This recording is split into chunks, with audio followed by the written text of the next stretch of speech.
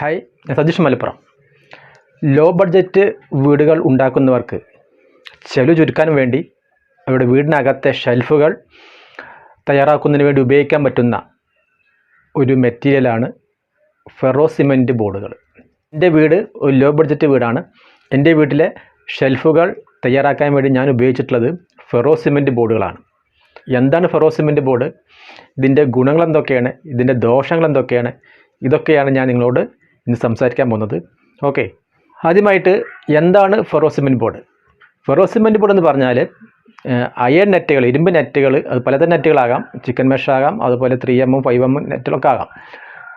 ഈ നെറ്റും അതിൻ്റെ കൂടെ സിമൻറ്റ്, ഫ്ലൈ ആഷ്, അതുപോലെ പി സാൻഡ്, എം സാൻഡ് ഇതെല്ലാം ഉപയോഗിച്ചുകൊണ്ട് റീഇൻഫോഴ്സ് ചെയ്തെടുക്കുന്ന കട്ടി കുറഞ്ഞ കോൺക്രീറ്റ് സ്ലാബുകളാണ് ഫെറോ സിമെൻറ്റ് ബോർഡ് എന്ന് പറയുന്നത്.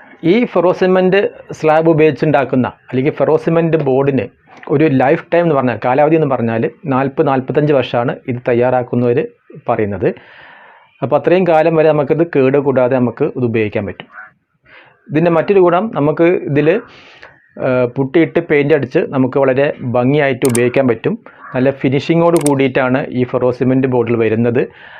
ചില കമ്പനിക്കാരുണ്ടാക്കുന്ന ഫെറോ സിമെൻറ്റ് ബോർഡ് കുറച്ചൊക്കെ റഫായിട്ട് വരാറുണ്ട്. എങ്കിലും നമുക്കത് 2 കോട്ട് പുട്ടിയിട്ട് നമുക്ക് സാധാരണ എമഷൻ അടിച്ച് നമുക്ക് ഉപയോഗിക്കാവുന്നതാണ്. ഈ ഫെറോ സിമെൻറ്റ് ബോർഡ് ഉപയോഗിച്ച് നമുക്ക് എന്തൊക്കെ ചെയ്യാൻ പറ്റും എന്ന് ചോദിച്ചിട്ടുണ്ടെങ്കിൽ, എല്ലാത്തരം ഷെൽഫുകളും നമുക്ക് ഈ ഫെറോ സിമെൻറ്റ് സ്ലാബ് ഉപയോഗിച്ച് നിർമ്മിച്ചെടുക്കാവുന്നതാണ്. നമ്മുടെ ബെഡ്റൂമിലെ വാൾഡ്രോബ്സുകൾ, അതുപോലെ കിച്ചണിലെ കിച്ചൺ കബോർഡുകൾ, സ്റ്റഡി ടേബിളുകൾ, ബുക്ക് ഷെൽഫുകൾ, TV യൂണിറ്റുകൾ, വാഷ് ബേസിൻ്റെ ഭാഗത്തുള്ള ഷെൽഫുകൾ, ഇങ്ങനെ നമുക്ക് എല്ലാത്തരം ഷെൽഫുകളും ഈ ഫെറോ സിമെൻറ്റ് ബോർഡ് ഉപയോഗിച്ച് കുറഞ്ഞ ചിലവിൽ നമുക്ക് നിർമ്മിച്ചെടുക്കാവുന്നതാണ്. മാത്രമല്ല, നമ്മുടെ വാട്ടർ ടാങ്കുകൾ, വീട്ടിലുപയോഗിക്കുന്ന കോട്ടുകൾ, കട്ടിലുകൾ, വീടിൻ്റെ വാൾ തന്നെ ഇന്നത്തെ കാലത്ത് ഈ ഫെറോ സിമെൻറ്റ് സ്ലാബ് ഉപയോഗിച്ച് നിർമ്മിക്കുന്നുണ്ട്. ഇങ്ങനെ പല തരത്തിലുള്ള ഉപയോഗമാണ് ഈ ഫെറോ സിമെൻറ്റ് സ്ലാബിനുള്ളത്. ഇതുമായി ബന്ധപ്പെട്ട ആളുകൾക്ക് പല സംശയങ്ങളുണ്ട്. അതിൽ ഒന്നാമത്തെ സംശയം, നമ്മൾ വാൾഡ്രോബ്സ് ഒക്കെ ഉണ്ടാക്കുമ്പോൾ ഇത് കുറേ കാലം കഴിയുമ്പോൾ അത് പൂപ്പൽ പിടിക്കുക, അതിൽ വസ്ത്രങ്ങളൊക്കെ വെച്ചിട്ടുണ്ടെങ്കിൽ പൂപ്പൽ പിടിക്കുമെന്നാണ് ഒരു സംശയമുള്ളത്. ഇതിന് നിർമ്മാതാക്കൾ പറയുന്നത്, നമ്മൾ നല്ലപോലെ പുട്ടിയിട്ട് പെയിൻ്റ് അടിച്ച് നമ്മൾ ഇത് ഉപയോഗിക്കുകയാണെങ്കിൽ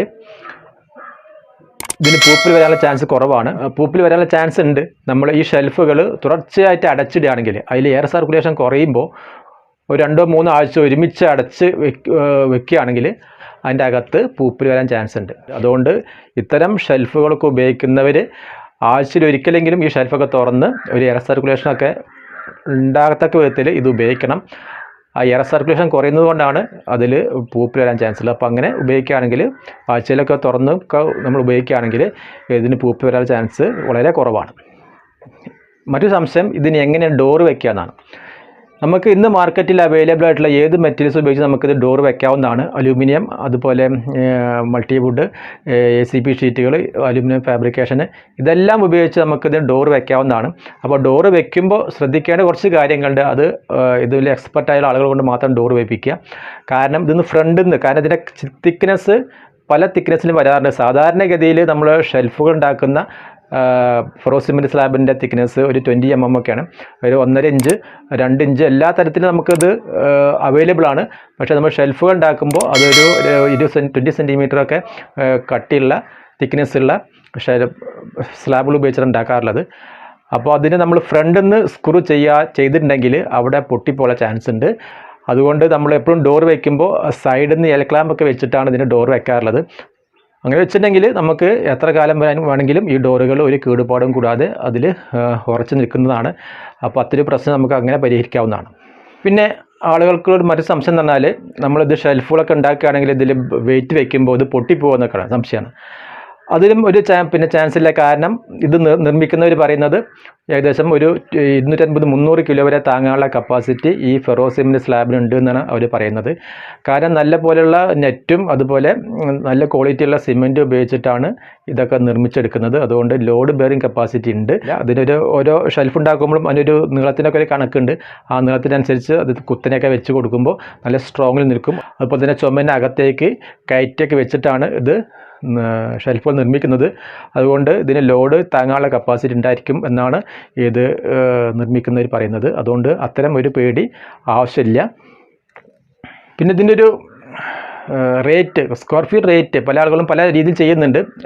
ചില ആളുകൾ സ്ക്വയർ ഫീറ്റ് റേറ്റ് ചെയ്യും, ചിലർ മൊത്തമായിട്ട് കോൺട്രാക്ടർ ചെയ്യും, അങ്ങനെ ചെയ്യാറുണ്ട്. എങ്കിലും സ്ക്വയർ ഫീറ്റ് ചെയ്യുന്നവർ പറയുന്നത്, ഇതിൻ്റെ സ്ക്വയർ ഫീറ്റ് റേറ്റ് പറയുന്നത് ഏകദേശം ഒരു 65 മുതൽ 75 രൂപ വരെയാണ് സ്ക്വയർ ഫീറ്റ് റേറ്റ്. അത് പിന്നെ ഓരോ സ്ഥലത്തിനനുസരിച്ച് മാറിക്കൊണ്ടിരിക്കും. ഏകദേശം ഇത്ര റേറ്റാണ് ഇത് ഉണ്ടാക്കുന്നവർ വാങ്ങാറുള്ളത്.